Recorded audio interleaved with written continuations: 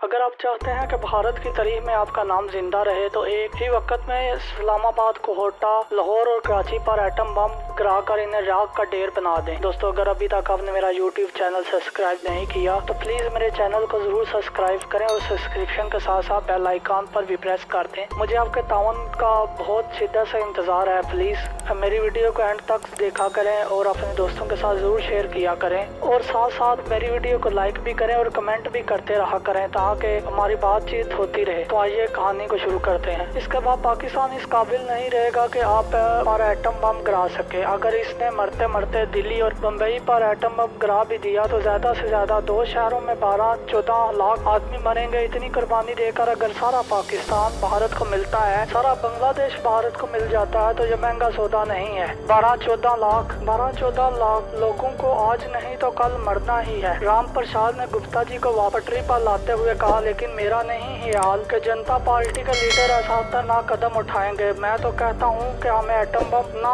गिराने का मुआहदा कर लेना चाहिए पाकिस्तान से और रवायती हथियारों के साथ पाकिस्तान पर लाखों की नफरी वाली फौज और हजारों टैंकों और हजारों की तादाद में हर किस्म के हथियारों से हम पाकिस्तान पर हमला कर देना चाहिए। हम इस तरह भी पाकिस्तान पर कब्जा कर सकते हैं। अगर हमने एटम बम इस्तेमाल ना किया तो पाकिस्तान भी नहीं करेगा। गुप्ता जी के गिलास को राम प्रसाद ने एक बार फिर भर दिया। गुप्ता जी काफी सरूर में आ गए। हाथ के इशारे से राम प्रसाद को अपने गिलास में मजीद शराब डालने से मना किया तो और शराब के 2-3 घूंट निकलने के बाद कहा, हमारे पास पाकिस्तान के मुकाबले में 4 गुना ज्यादा फौज है, 10 गुना ज्यादा टैंक, हवाई जहाज और हर किस्म की जंगी तोपें हैं। अगर हम पूरी नफरी, पूरी ताकत के साथ पाकिस्तान पर हमला करते हैं तो पहले ही हल्ले में पाकिस्तान पर कब्जा कर सकते हैं। अब राम प्रसाद ने अपने मतलब की बात की थी, क्योंकि वो जानता था कि ना पाकिस्तान भारत पर एटम बम गिराएगा और ना भारत पाकिस्तान पर एटम बम गिराने की हिमाकत करेगा। अगर दोनों मुल्कों में जंग हुई तो रवायती हथियारों के साथ ही होगी। और राम प्रसाद गुप्ता जी से यही मालूम करना चाहता था कि इस वक्त भारत की तीनों फौजों की कितनी फौजी ताकत है, इसके पास रूस और अमेरिका का दिया हुआ कितना साजो सामान है। राम प्रसाद ने कहा, मगर गुप्ता जी यही मुश्किल बात है कि पाकिस्तान के पास चीन का दिया हुआ बेपनाह जंगी साजो सामान मौजूद है, जबकि हमारे भारत के पास फौजी असला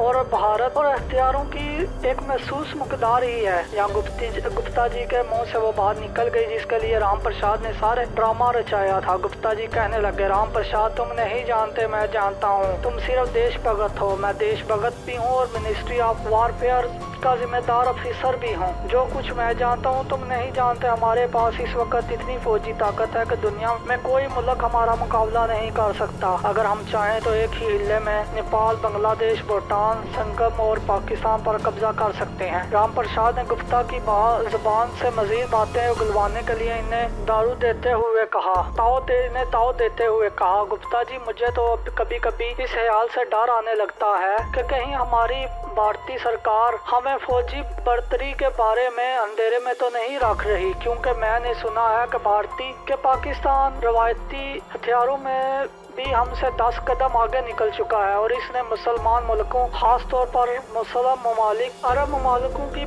बेपनाह इमदाद और जंगी और चाइना के तावन से असला और हथियारों के अंबार जमा कर रखे हैं। मैंने तो यहाँ तक सुना है कि पाकिस्तान के पास अब बम्बार, लड़ाका हथियारे और टैंक भी हमसे दुगनी तादाद में है। इसके पास अब दोस्त भी हैं जो भारत के पास नहीं है। गुप्ता जी जज्बाती हो गए। यही गुलहान उर्फ राम प्रसाद चाहता था। इसने मेज पर हाथ मार कर कहा, राम प्रसाद, अगर मैं आपको महकमा जंग की तरफ से खुफिया फाइल में दर्ज किए हुए अपनी तीनों फौजों की जंगी कुव्वत और इन हर किस्म के असला और जहाजों, टैंकों और तोपों की सही तादाद दिखा दूं तो क्या आप फिर मान जाएंगे कि हम रवायती हथियारों में भी पाकिस्तान से 10 गुना ज्यादा ताकत रखते हैं? राम प्रसाद ने फौरन जवाब दिया, फिर मैं कैसे इनकार कर सकता हूँ भला? जो अदादो शुमार आप लाएंगे वो तो सरकारी होंगे और इसमें किसी शक की गुंजाइश ही नहीं हो सकती। गुप्ता जी बोले, मैं वो सरकारी खुफिया फाइल तो नहीं ला सकता जिस पर भारत की तीनों फौजों के असले की पूरी तफसील लिखी है, लेकिन मैं खुफिया फाइल से यह अदादो शुमार यानी अदादो शुमार नोट करके जरूर ला सकता हूँ।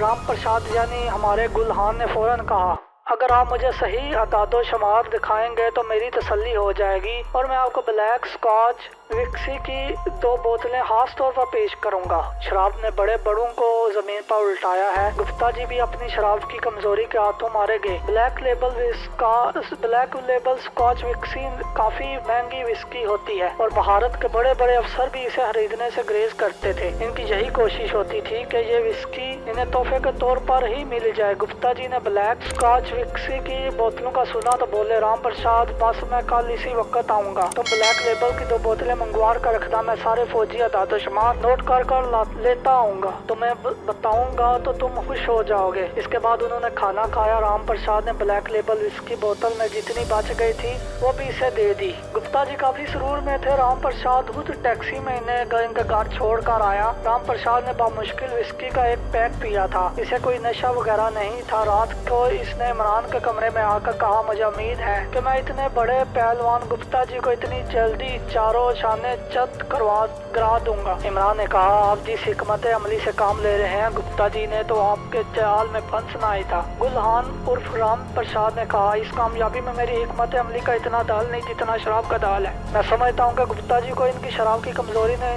चारों शाने चित गिराया है। शराब वाकई खाना खराब होती है। शराब ने बड़ी बड़ी सल्तनों को आग में मिलाया। गुप्ता जी तो कोई चीज ही नहीं थे। मुझे यकीन है अगर शराब गुप्ता जी की कमजोरी ना होती तो इनसे ये टॉप सीक्रेट राज गुलवाना नामुमकिन था। इमरान कहने लगा, कहीं ऐसा तो नहीं होगा कि सुबह गुप्ता जी का नशा जब उतर जाए तो अपनी जुबान से फिर जाए। राम प्रसाद ने कहा, गुप्ता जी की पसंदीदा शराब ब्लैक लेबल की 2 बोतलें इनकी आंखों के सामने आ जाएंगी तो वो अपने आप को ये कहकर राजी कर लेंगे कि मैं कौन सा राम प्रसाद को सीक्रेट फाइल की फोटो कॉपी दे रहा हूँ। थोड़े से आदादोशुमार ही बताने हैं और फिर राम प्रसाद देश भगत है, कोई दुश्मन के जासूस तो नहीं। शराब आदमी को बुरे से बुरा काम का जवाब मुहैया कर देती है। इसीलिए हमारे दीन इस्लाम में शराब को हराम करार दिया गया है। मैंने सिर्फ मसलियत की खातिर एक हल्का सा पैक पिया था। ऐसा ना करता तो गुप्ता जी को शायद आमादा करना मुश्किल होता। बहरहाल इस ड्रामे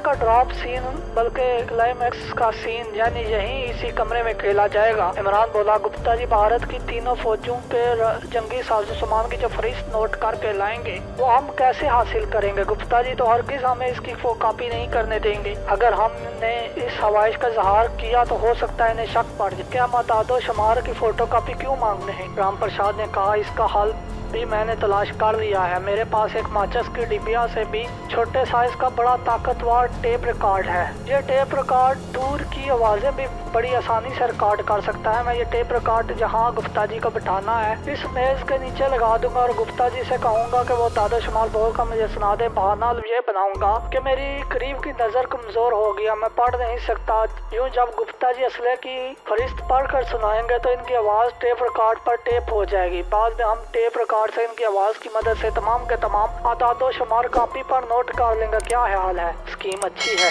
बस इसमें यही एक कबाहत है कि अगर गुप्ता जी ज़बानी आदादो शुमार पढ़ने पर राजी ना हुए तो फिर क्या होगा। इमरान ने राम प्रसाद से इस हादसे का इजहार किया। वो बोले, फिक्र ना करो, स्कॉच विक्सी का एक पैक ये सारा काम आसान कर देगा। दूसरे दिन इमरान और राम प्रसाद बड़ी बेचैनी से शाम होने का इंतजार करने लगे। बड़ी मुश्किल से शाम हुई। राम प्रसाद होटल के काउंटर के पास आकर अपनी आरामदेह कुर्सी पर बैठ गया। बार बार इनकी नजरें बाजार की तरफ उठी जा रही थी। आखिर एक टैक्सी होटल के सामने आकर खड़ी हुई। राम प्रसाद ने देख लिया था कि टैक्सी में गुप्ता जी बैठे हैं। वो जल्दी से उठकर गुप्ता जी के इस्तकबाल को बढ़ा। गुप्ता जी ने खद्दर की वास्किट पहनी हुई थी। इमरान काउंटर पर अपने काम में मसरूफ रहा, लेकिन हकीकत में वो गुप्ता जी के चेहरे का जायजा ले रहा था। इमरान प्रसाद गुप्ता जी को जल्दी से ऊपर कमरे में ले गए। होटल में ज्यादा देर रुकने से इस बात का खदशा था कि CID वाले मोहरा साहब वहाँ न आ जाएं। इस तरह मोहरा साहब को शक पड़ सकता था कि ये महकमा जानकर गुप्ता जी होटल में क्या करने आए हैं। इमरान ने राम प्रसाद की दानिशमंदी और मौका शनासी की दिल में तारीफ की। इन्हें ऐसा ही करना चाहिए था। टेप रिकॉर्ड राम प्रसाद ने अपने कमरे में सोफे के दरमियान वाली गोल तपाई के नीचे दोपहर को स्कॉच टेप के साथ चिपका दिया था। इसके एक बटन को जरा ही दबाना था। इसने के बाद टेप रिकॉर्ड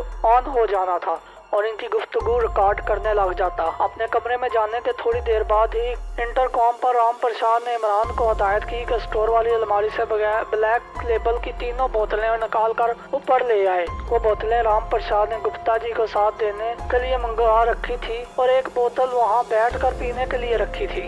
इस रोज इमरान के सामने राम प्रसाद ने 2 ऐसी गोलियां पानी के साथ निकल ली थी जिनके खाने से अगर आदमी शराब के 2-3 पैक पी ले तो इनका नशा नहीं होता। इमरान ने स्टोर रूम की अलमारी से शराब की 3 बोतलियां निकाल कर इन्हें एक बड़े लिफाफे में डाला और ऊपर राम प्रसाद के कमरे में ले गए। कमरे में जाकर देखा कि राम प्रसाद ने गुप्ता जी को इसी सोफे पर बिठाया था जिसके सामने मेज के नीचे टेप रिकॉर्डर चिपका हुआ था। यकीनी तौर पर राम प्रसाद ने टेप रिकॉर्डर चला दिया होगा। इमरान को देखकर राम प्रसाद ने कहा, लाओ मोहन जी लाओ। इसने एक बोतल निकाल कर मेज पर रख दी और बाकी 2 लिफाफे में ही रहने दी। लिफाफा गुप्ता जी के तरफ बढ़ाते हुए कहा, गुप्ता जी ये 2 बोतलें आपको पेंट करता हूँ, मैंने इसका आपसे वादा किया था।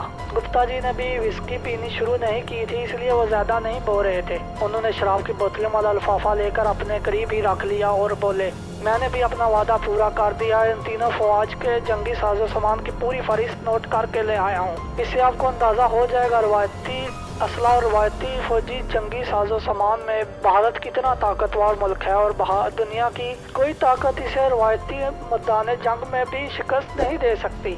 पाकिस्तान तो हमारे सामने कोई चीज नहीं है। और गुप्ता जी ने बास्केट की अंदर वाली जेब से 2 तय किए हुए कागज निकाल कर राम प्रसाद की तरफ बढ़ाए। राम प्रसाद ने दोनों कागज ले लिए और इसे खोलकर आंखों के करीब लाकर पढ़ने की कोशिश करने लगा। ये सब एक बहाना था। तो दोस्तों ये थी हमारी आज की कहानी। उम्मीद करता हूँ आप लोगों को जरूर पसंद आई होगी। अगर आपको हमारी कहानी पसंद आई है तो मेरी वीडियो को लाइक करें, अपने दोस्तों के साथ शेयर करें और कमेंट में बताएं आपको हमारी ये कहानी कैसी लगी। जाते जाते प्लीज मेरे चैनल को जरूर सब्सक्राइब करें और सब्सक्रिप्शन के साथ साथ बेल आइकॉन को भी प्रेस करना मत भूलिए ताकि हमारी हर वीडियो आप तक बिलाताहीर पहुंचती रहे और ये बिल्कुल फ्री है। अपना और अपने प्यारों का बहुत ख्याल रखिएगा। फिर मिलेंगे, फी मानिल्लाह।